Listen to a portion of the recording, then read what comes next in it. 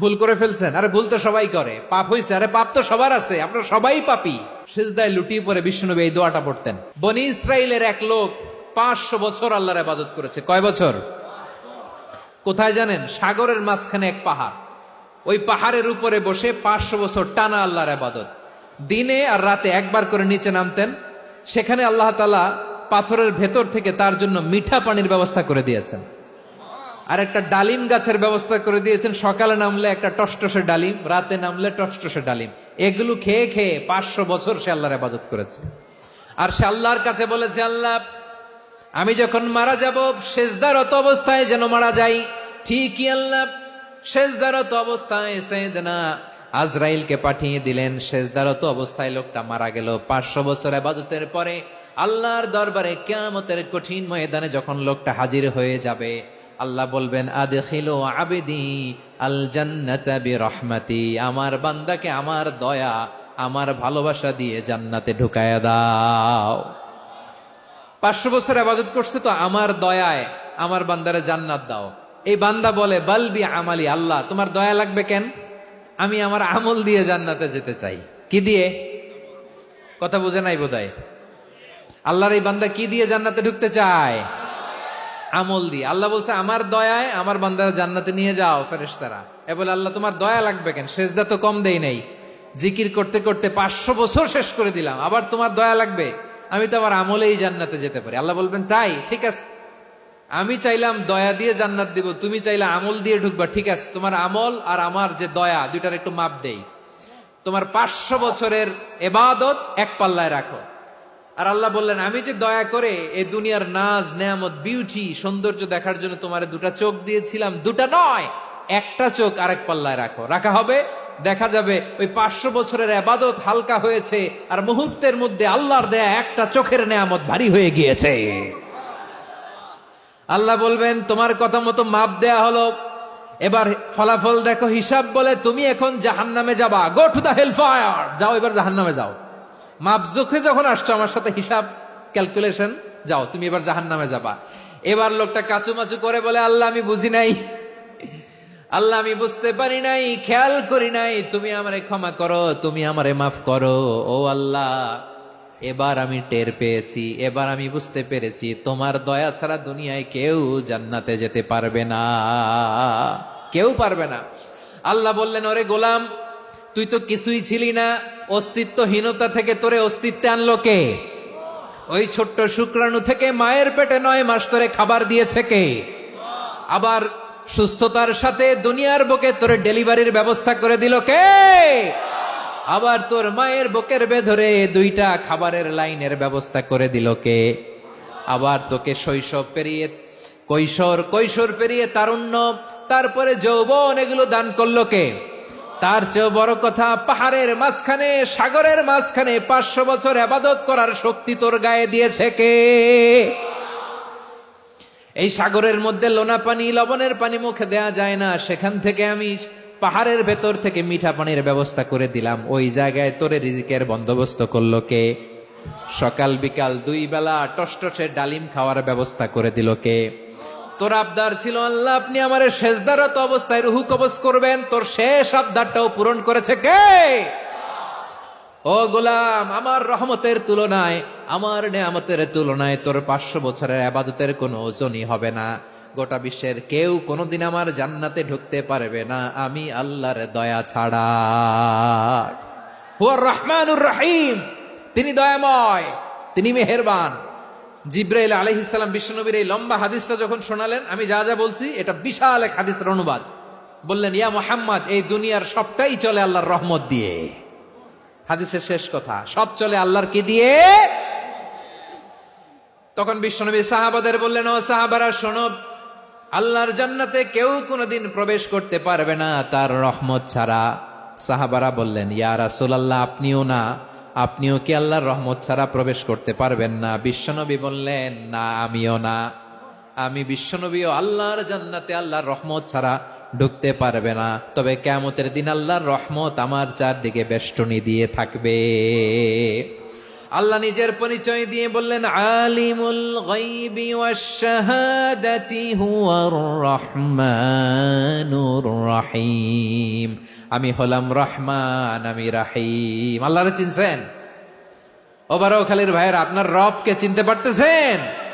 তিনি দয়ার সাগর, তিনি মায়ার সাগর। তার দয়ার সাগর যে কত বড় আপনার কল্পনাতেও নাই।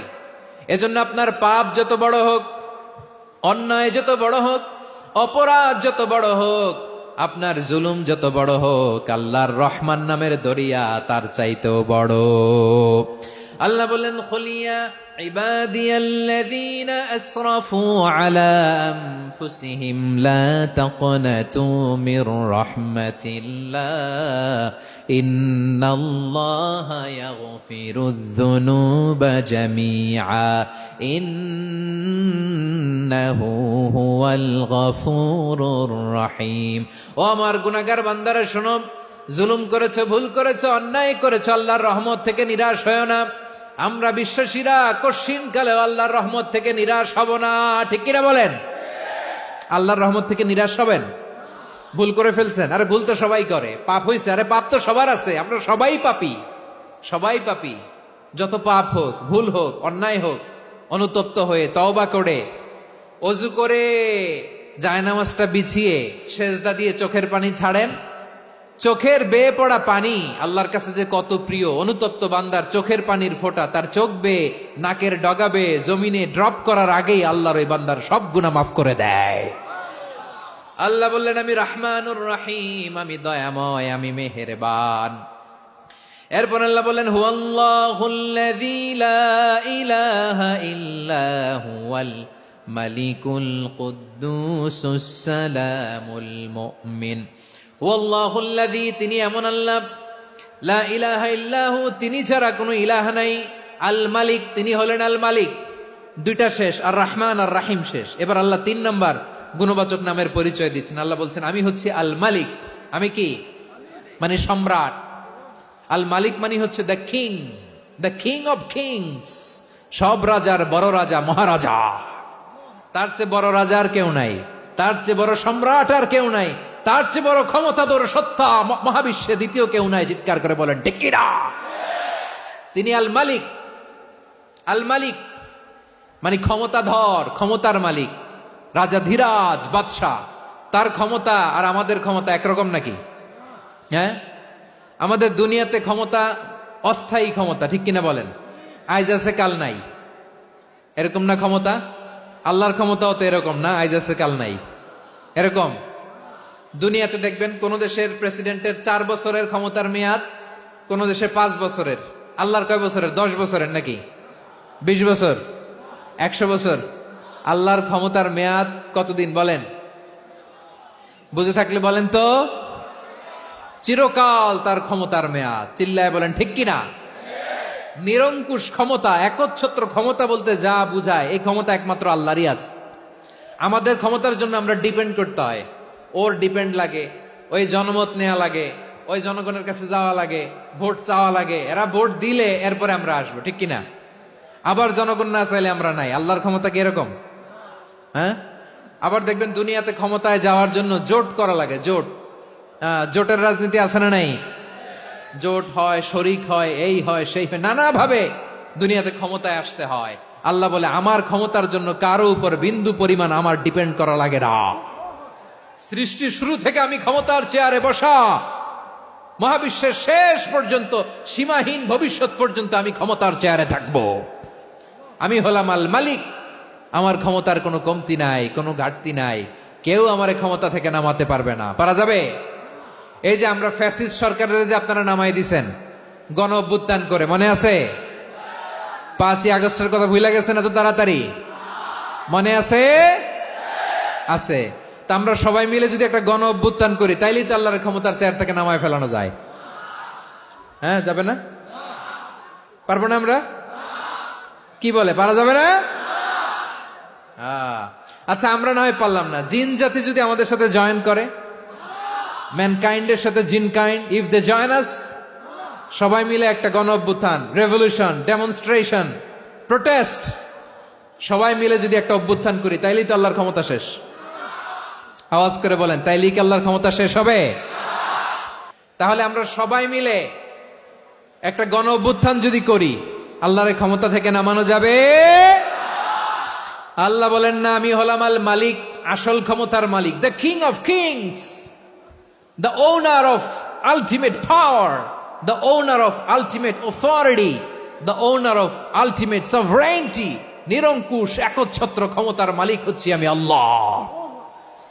আল্লাহ তাআলা সূরা মুলকের শুরুতে বলছেন, তাবারাকাল্লাযী বিয়াদিহিল মুলকু ওয়া হুয়া আলা কুল্লি শাইইন কাদির। মহিমান্বিত সত্তা, যার হাতে ক্ষমতা, তিনি যা চান তাই করতে পারেন। আওয়াজ করে বলেন তো তিনি কে? আবার আল্লাহ বলেন, কুলিল্লাহুম্মা মালিকাল মুলকি তুতিল মুলকা মান তাশাউ ওয়া তানজিউল মুলকা মিম্মান তাশা ওয়া তুইজ্জু মান তাশাউ ওয়া তুযিল্লু মান তাশাউ বিয়াদিকাল খায়র ইন্নাকা আলা কুল্লি শাইইন কাদির। আল্লাহু আকবার। এ নবী, আপনি বলুন, আল্লাহুম্মা মালিকাল মুলক, আল্লাহ আপনি ক্ষমতার মালিক। তুতিল মুলকা মান তাশা, যাকে চান তারে ক্ষমতার চেয়ারে বসান। ওয়া তানজিউল মুলকা মিম্মান তাশা, যাকে চান তাকে ক্ষমতার চেয়ার থেকে ছুড়ে ফেলে দেন। তিনি কে? ক্ষমতার চেয়ারে বসায় কে? আবার মনে চাইলে আস্থা করে ছুড়ে নিক্ষেপ করেন, তিনি কে? আবার আল্লাহ বললেন, ওয়ালাম ইয়াকুল্লাহু শারীকুন ফিল মুলকি, আমার ক্ষমতায় কোনো শরিক নাই, কোনো জোট নাই, কোনো পার্টনার নাই, কোনো অংশীদার নাই। আবার আমি চলে গেলে আমার ক্ষমতার দাবিদারও কেউ নাই। আল্লাহু আকবার। এই দুনিয়াতে রাজা মারা গেলে পরের রাজা কে হয়? রাজার ছেলে রাজা, ঠিক কিনা বলেন? আল্লাহ চলে গেলে আরেকজন বসবে নাকি? এরকম না, তার ক্ষমতার সাথে দুনিয়ার ক্ষমতার কোনো মিলই নাই। এজন্য তিনি তার নাম দিয়েছেন আল মালিক। আল মালিক, the owner of power, the owner of ultimate power and sovereignty, the king of kings, সব রাজার বড় রাজা, মহারাজা আল মালিক, তিনি হচ্ছেন আল্লাহ। চিৎকার করে বলেন ঠিক কিনা? তিনি আসল ক্ষমতার অধিকারী। দুনিয়াতে যে আমরা ক্ষমতা নিয়ে কামড়াকামড়ি করি, মারামারি করি, কিয়ামতের দিন আল্লাহ জিজ্ঞেস করবেন, কই তোদের ক্ষমতা আজকে বল। কিয়ামতের সময় সব মানুষগুলো যখন ইন্তেকাল করবে, সব জিনেরা যখন ইন্তেকাল করবে, সব ফেরেশতারা যখন ইন্তেকাল করবে, বাকি থাকবে মালাকুল মাউত। মালাকুল মাউত এসে বলবে, আল্লাহ আপনার কথা মতো সবাই শেষ, মানুষগুলো নাই, জিনগুলো নাই, আমার সতীর্থ ফেরেশতাগুলো নাই, মহাবিশ্বে আর কেউ নাই। আল্লাহ বলে, এখন কে আছে? মালাকুল মাউত বলবে, আল্লাহ তুমি আছো আর আমি।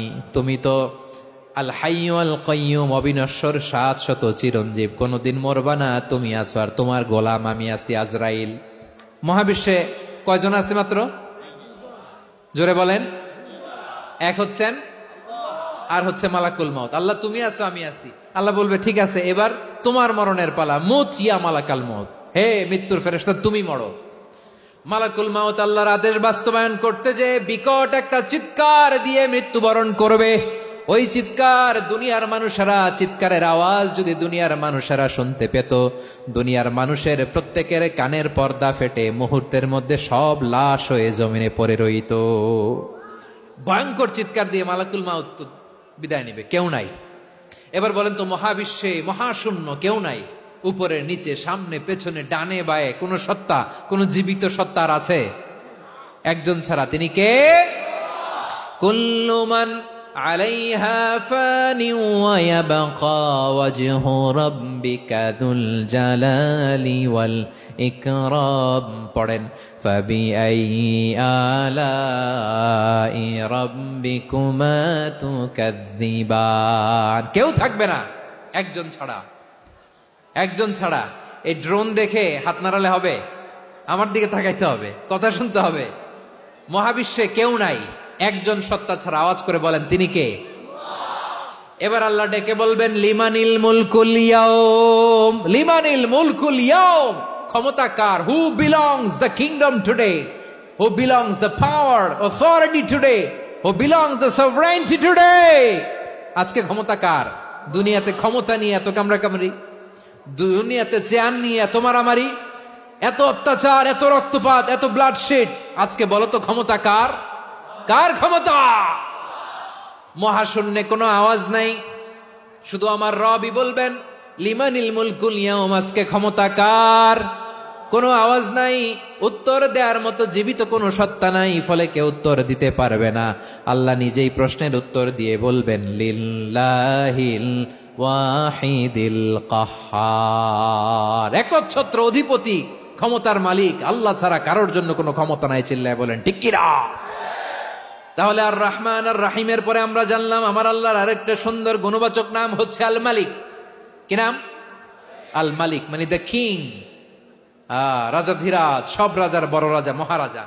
এরপরে 4 নম্বরে আল্লাহ বললেন আল কুদ্দুস, তিনি হলেন আল কুদ্দুস। আল কুদ্দুস মানে হচ্ছে অতি পবিত্র, মহাপবিত্র, the most holy, the absolutely pure, যার কোনো খুঁত নাই। আল্লাহর কোনো খুঁত আছে? তিনি মহাপবিত্র। আল্লাহর পবিত্রতা যখন আমরা বর্ণনা করি আল্লাহ খুশি হয়ে যান, কারণ তার সত্তার একটা বৈশিষ্ট্য হচ্ছে তিনি আল কুদ্দুস। বারোয়াখালীবাসী আল্লাহর নামটা একটু জপেন না, বলেন আল কুদ্দুস, সবাই আওয়াজ করে আল কুদ্দুস। অতি পবিত্র, তার মধ্যে কোনো অপবিত্রতার ছিটে ফোঁটা নাই, মহাপবিত্র, the most pure, the most holy, অতি পবিত্র। ফেরেশতারা বলেছিল আল্লাহ আপনি মানুষ কেন বানাবেন? নাহনু নুসাব্বিহু বিহামদিকা ওয়া নুকদ্দিসু লাক, এই যে নুকদ্দিসু কুদ্দুস পাইছেন?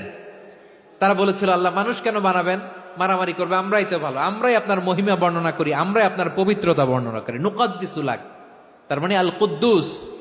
আবার আমার নবী, বিশ্ব নবী যখন সিজদায় লুটিয়ে পড়তেন, আম্মা জানা এসে বলেন আমরা তো সিজদার মধ্যে সুবহানা রাব্বিয়াল আলা বলেই শেষ, কিন্তু বিশ্বনবী তাহাজ্জুদের নামাজে, নফল নামাজে, সুন্নত নামাজে 3 বার সুবহানা রাব্বিয়াল আলা তাসবিহ পড়ার পরে তিনি পড়তেন সুবহুন কুদ্দুসুন রাব্বুল মালাইকাতি ওয়ার রূহ। সুবহ কুদ্দুস রব্বুল মালাইকাতি ওয়ার রূহ।